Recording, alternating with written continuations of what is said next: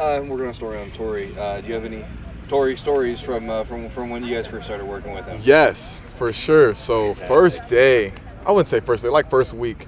I mean, I see this big dude. I'm like, oh man, he's gonna be on us like crazy. That's one thing for sure. But the first thing, he called me Ray Bob, and I'm like, Coach, like, what's a Ray Bob? He's like, you just look like a Ray Bob. And so, I kid you not, he's the only person that is allowed to call me that. But I mean, some of my teammates do. But that's my name to him. It's not Raymond. It's not Ray. It's not Ray. It's Ray Bob. So whether I'm in trouble or I did something good, it's Ray Bob. But I mean, Coach Becton, he's been I would say a blessing to our team. I mean, just a down-to-earth guy. You can tell that he does things the right way.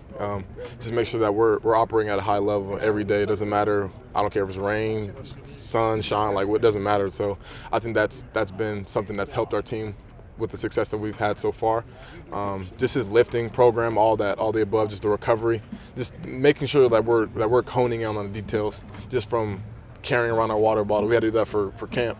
And I mean, a lot of guys, yeah. What do you mean carry around a water bottle? So, I mean, we found out talking to the nutritionist and just things like that, like you get soft tissue injuries through not hydrating properly throughout the day. Pickle juice, that's something that's used for hydration. But during camp, everybody had to make sure they had their water bottle wherever you were, whether you were in practice or I don't care what it was. Class. Yeah, I mean, not really camp, but if they saw you and didn't have a water bottle, push-ups right on the spot. So, did you ever get caught? I did the first day. But I mean, it's just those things that kind of matter in the football because the football is a game of interest. So it's little things that he makes sure that we pay attention to. What Coach Baldwin was saying that there was one day where turkeys were just gobbling all up on there on the rim, and everyone's looking and he just was completely. What do you remember about that day? I don't remember that day too well, but I mean, actually, no, I do. I mean, he just don't pay attention to it. Like you just whatever's going on, he's gonna make sure that you're focused. And so he always says like it doesn't matter who we're playing. It's like we can be playing the New England Patriots. Like we got to operate at a high level. It doesn't matter who you put in front of us. We need to make sure that we execute our job. So I think that's something that I will always take with me from him. Have you heard anything about him before he got here? I actually did. When I went to that NFL summit for the Pac-12 in San Francisco, I met a guy from Washington. He's like, dude, like he's crazy. Like I remember he had his bear crawl like 2 miles or something like that because we messed up. And I was like, I hope I don't have to do anything like that. But I mean, I think that he does a really good job of making sure that we're disciplined when we kind of fall astray. But I mean, I think we enjoy him too. Like he's definitely a person that we like to be around. So that's probably it I've heard from other people. I was going to ask you about Devontae. His numbers this year obviously stand up. But how's he done in kind of the cerebral part of getting guys lined up and all that stuff with the inside linebacker? I mean, I think that comes from just his competitiveness.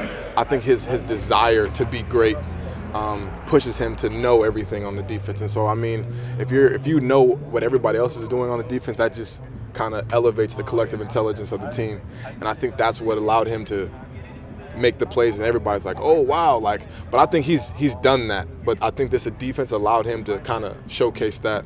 And, I mean, you can just see it. He's a step faster, probably maybe than last year. Like, he's just a step faster, and that's really all it takes, again, game of inches. So I think that the entirety of him being competitive and him just wanting to be great has allowed him to be such a cerebral guy on the field.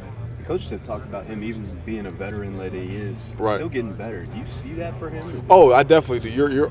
That's the thing. It's the hunger. He's not satisfied with you guys. I mean, he probably doesn't even think he's played that well this year. To be honest, if you ask him, he probably is like, I've been playing average. And so his thing is every day getting better. And I mean, it's probably redundant that you guys are hearing that, but it's genuinely like I'm trying to be the best player I can be every day, every time he hits the field. Does he talk any more with you guys than he does with us? He for sure does. I don't know why everybody thinks he's quiet. He's definitely not.